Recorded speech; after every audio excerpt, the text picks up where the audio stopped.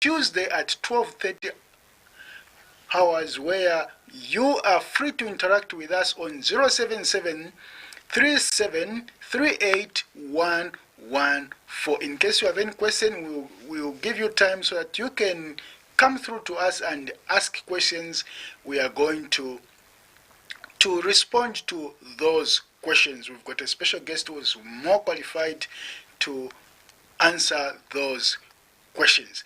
Today we are going to look at stress management. The whole week we'll be looking at mental health. So today the segment is stress management. And in the studio I have a special guest, Madam Given, all the way from Lewanika General Hospital. Madam, welcome to the program. Thank you so much. Maybe you can tell us more about yourself so that our viewers there can get to know you better. Okay, so thank you very much, Bulozi TV, for having me. And good afternoon, viewers. I hope you're doing great. My name is NACHILINDI Given, a registered nurse from Lewanika General Hospital. To be specific, I'm working from female psychiatric ward. Then at the same time, I'm a student at Levi Mwanawasa University, pursuing a Bachelor's of Science in Mental Health and Psychiatric Nursing, and I'm now in my final year. Wow, that is good. You have mentioned of psychiatric arrangement. People say, people fear.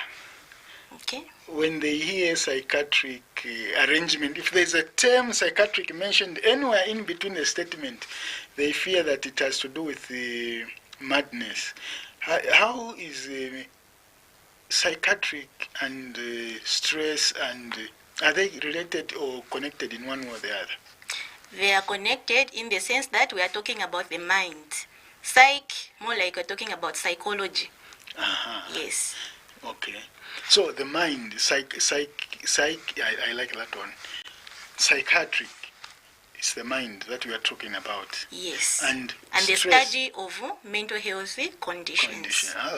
So it means whosoever is a psychiatric patient, does it mean is mad, or even a person who's mentally normal, classified as mentally normal, can also be referred to psychiatric?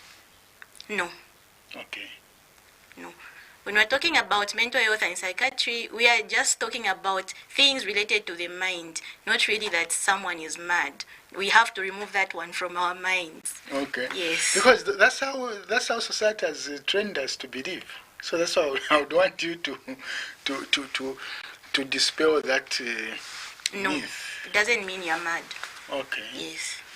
Okay. So since today we are looking at stress management, before we look at the stress itself, before we look at the management, we would want to understand stress. How could you define stress in the simplest? I remember in school we used to be told that is it define this in its lowest terms? Yes. So maybe there could be some people who do not be able to understand the technical or the scientific terms that you use there, but I would appreciate if you can use the simplest definition possible for stress so that we can get to learn something. All right, thank you very much for that question. But before I get into defining what stress is, I would want to give you some statistics of stress. Okay. So I want to start at the global level. Here we are finding that we have about 62% of people who are stressed to an extent whereby it is affecting their daily life. Yes, and their activities of living. Then when we narrow it down to regional in different countries, according to how I researched, I found that in some countries it was ranging from 42% going up to 70%. Then in our country, Zambia, we have about 20% of stress cases. So we go to the definition of stress. What is stress? So stress is just the mind's or body's reaction to demands, pressure, and changes. Yes, this is our flight or fight response to which helps us to deal with the challenges that we face in life. Okay. Yes. Are there types of stress, or there's only one type of stress, or there are 1,000 types of stress? So today I want to talk about the 2 types of stress.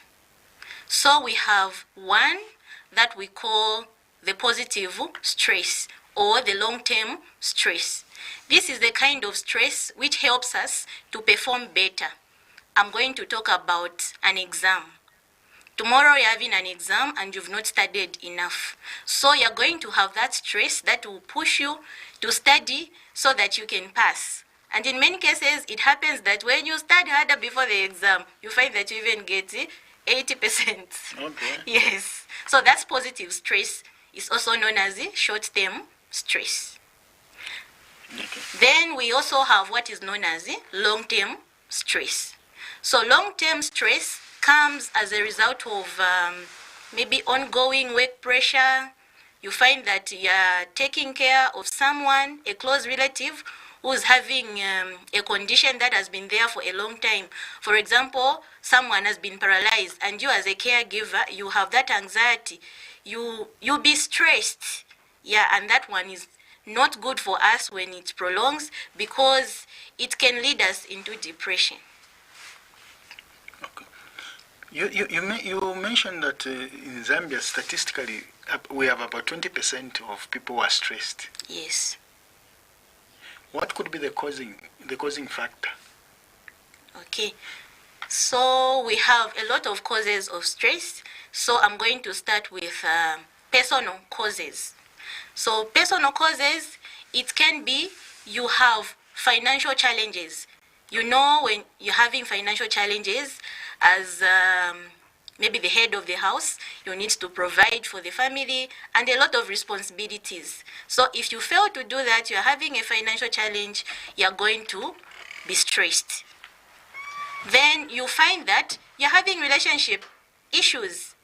It can be that you're married, it can be that you have a girlfriend, or you cannot relate well within your family and everything. That can also bring about stress. Then we can talk about environmental factors. When you're in a noisy place, you can be stressed. We talk of traffic and yeah, those things can bring about stress. Then when we talk of okay, I'll come back to that. So those are the few causes of stress. Okay. So you can safely say stress is not entirely bad. Like since you said there's good stress which can help you perform better. So to some extent, stress is good. Yeah, short-term stress is good. Yeah, because it will help you to solve a problem there and then. You don't need to give up because you did not study and you're having an exam tomorrow. Then you just give up to say, let me just fail. Now, because of that stress that is pushing you, it will help you study and then you're going to pass. Can someone know that, let's say for example, if I'm stressed, okay, is it easy for me to know, or somebody else there, maybe BWALYA watching, can BWALYA know that I'm stressed, or it can be identified by a third-party person? Okay. Some people know that they are stressed, but to others, you find that it's just the people around them who are observing to say, this is unlike this person. This is unlike him, this is unlike her. Yes, but you can know that you are stressed. For example, you're having headaches, you're having difficulties in sleeping. Yes, and then your eating patterns also changes. Then you find that your behavior changes. You find when you have a lot of things to do, let's say at work, you have a deadline. You have a deadline, and then you have a lot of things to do, and you know to say, once I don't complete this task, the boss will shout at me. Okay. So you find that you fail what to do. Some people, they start procrastinating, they start pushing programs forward, but that does not help. Yes. Oh, so stress could be the causing factor to procrastination. Like there are people, like you have said, there are people, once there's too much stress, it's like the system shuts down. They fail to do things, they just postpone the things that I'll attend to them later. That could be a sign that they are stressed. Yes, it can also be a sign that they are stressed. Okay. Now, that procrastination also brings more stress because you have a lot of things waiting for you to do. Yes. But are there physical symptoms that's besides those which you mentioned, like can someone see from the outside, apart from behavioral characteristics, like your behavioral symptoms, like maybe someone let me give an example where we can say someone who is moody or someone who is irritable, you know, you just do them a small thing, they start throwing tantrums, or there's that an outburst of anger on you.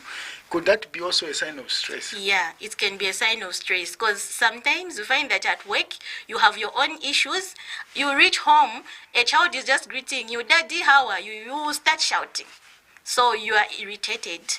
Okay. You're irritable, yes, because of stress. Small issues, they become big issues when you're stressed. Oh. Yes. So this is how we can be identifying our colleagues at work when we see them reacting strangely time and again. Should we conclude that that is stress? You know, there are times when you are just asking a colleague maybe for something, a simple question, but the way they would respond, you're even shocked. What is the problem? Did I even say anything wrong here? I was just simply asking where I can find maybe a register or something else. But the way they have responded, you know, it can't correlate. So could that be also connected to stress? Yeah, it can be connected to stress. You can, the way you're working with them, you can know, okay, my friend is working on this. If I thought they are doing that for the first time, you're seeing that side of them for the first time, it can be stress. No wonder there also you need to apply some emotional intelligence. You don't need to react there and then. You have to find time and ask them, but why did you behave like that? Okay. Yes.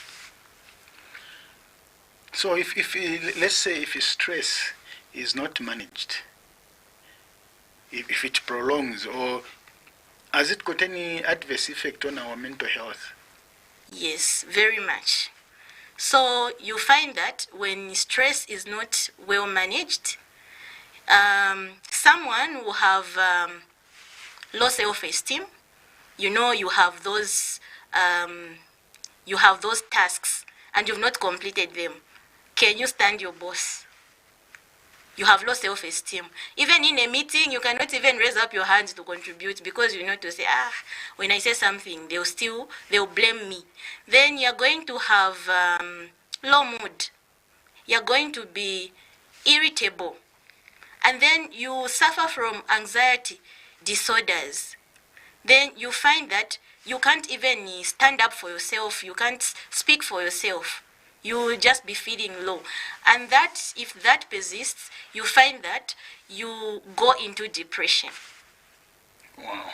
Yes. So what is the best way of managing stress? Okay. So the way we manage stress, we can start with, for example, I'm going to give an example. Today I'm on exams because exams, they do us bad. You are about to go in the examination room, and then you are anxious. Some people even develop diarrhea and they want to go to the toilet. So what you can do is you can do what we call relaxation techniques. You can breathe in and then you wait for 4 seconds. Then you breathe out in 4 seconds. That helps you to relax. It tells your brain to say, we are safe here. Okay. Yes. In that case, you can use that relaxation technique. Then you can also manage your stress by doing the hobbies that you like. For example, if you love cooking, you can cook. You cook something nice for yourself. you eat. Just like that, you can let go of the stress. Then you can also make sure that you're having enough sleep, you eat well, and then you exercise. Once you exercise, you let go of the stress. You can even dance. Okay. Dancing also is a therapy on our mind. Oh, how does that one induce? Or how does dancing become therapeutic? Okay, so you don't expect someone who's dancing to be sad. Okay?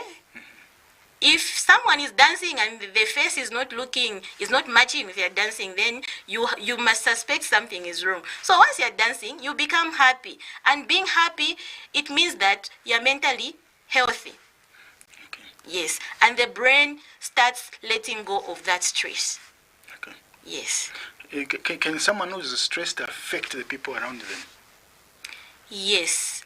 Someone who's stressed, they can affect the people around them. For example, you are a parent, your children, you are providing everything, they are depending on you.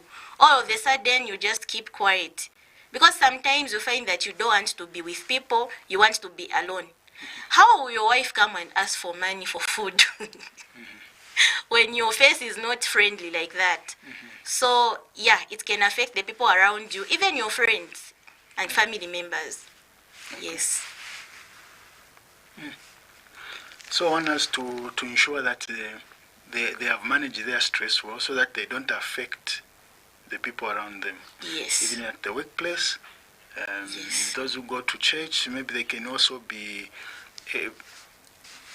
affecting people that surround them, maybe at church, because they might spill over their stress to others. Yes. Okay, that is interesting. Well, viewers, you are watching us live from Bulozi TV, the pride of Barose.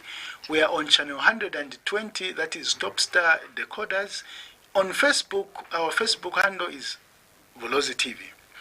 Go also on YouTube, you'll find us, Bulozi TV. This is the pride of Barose. We are looking at stress management. In the studio this afternoon, I have Madam Given, all the way from Leonica General Hospital, who's a registered nurse, who is also well trained in mental health issues. So today we are looking at stress management. In case you have a question, in case you want to find out one or two things, you are free to call us on 07737381114. Just click that dial, you catch us here in the studios. This is your Health Matters at Crossroads, where we discuss matters pertaining to your health. Wow. So, as we are coming to the end of the show, we want to learn a few things from you, madam, more especially on the same topic, which is the stress. Now, what about those people who become uncontrollable, like in terms of temper? Can temper be related to stress, or temper is something else and stress is another thing? There are people who are so aggressive, more especially if you just maybe do one or two things to differ with their views, or touch what they thought to themselves you should not touch. Then they become so aggressive on you, and they are so like violent. Can that also be classified as stress, or it is another category of anger? I think it can be another category of anger. Stress cannot be there for a long period of time. No, it comes and goes. When it prolongs like that, then it means someone is suffering from a different, maybe kind of mental disorder, or maybe they should be having personality disorders, or they should be suffering from other conditions. We can't call that stress. What is the incubation period of stress? How long does it survive, or what's the lifespan? that where you can know that, okay, this is stress from this level, it will go into depression or it will go into another mental disorder. But before it gets to there, I believe it might have some incubation period. Okay. Like how long can it take, or does it take? So stress goes away when the stressor is dealt with. Can you shed more light? Yes. So, for example, you're having financial challenges. If I thought that problem is solved, it goes away. It should not stay. If it stays, then it should be something else. Okay. For depression, it's we can differentiate stress from depression, because depression is a persistent sadness that can last for 3 weeks. Someone has got a low mood. That one, you can find that something happened. Let's say someone lost a beloved one.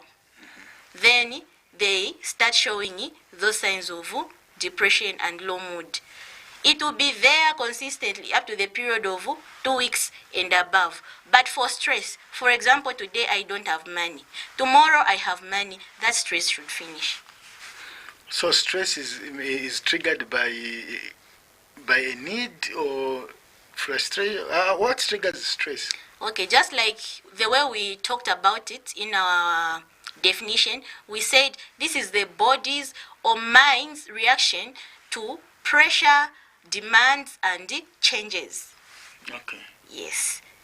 So it is just triggered by pressure, or maybe some changes in the environment, Yes. or the need has not been satisfied, or Yes. the expectation has not been met. Then someone gets stressed, or the anxiety. Yes. So you find that you found a new job, then you're going to a new place. You don't know how that place is. You don't know the kind of people you find. You're stressed just there and then. When we talk of changes, even you, Mr. BWALYA, where you're seated, I tell you right now to say, can you move? Go and sit there. It will be a struggle. You'll be a little bit stressed, okay? But after some time, when you adjust, because in mental health, we encourage people to adjust, it goes away. Okay. Can good news bring stress? Or it's only bad news? Good news. For example, you are the father of a groom who's about to marry. Quite okay, you'll be happy like that, but there will be pressure on you. You also have to put some finances there. Okay. So it's both sides. It can bring pressure, it can bring stress, and it can also bring happiness. Okay. Yes. As we are winding up the show, any last words to our viewers on stress management? Okay. So, viewers, if at all you are feeling stressed, you don't need to stay alone. You can talk to someone, a trusted friend, or if you don't have anyone, a trusted friend or relative, you feel free to visit Lewanika General Hospital. You'll find mental experts that will attend to you. Yes, don't feel alone. We are there for you. Well, viewers, we appreciate that you have been with us from the beginning up to this time. This is where we say goodbye. Me, together with my technician who is on the control panel, Mr. Fanuel Piri, together with our guest, Madam Given, we are saying goodbye. God bless you. Stay healthy.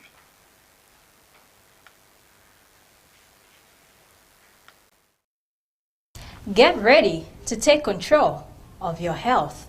Your health is at Crossroads. Discussing nutrition, fitness and mental wellness,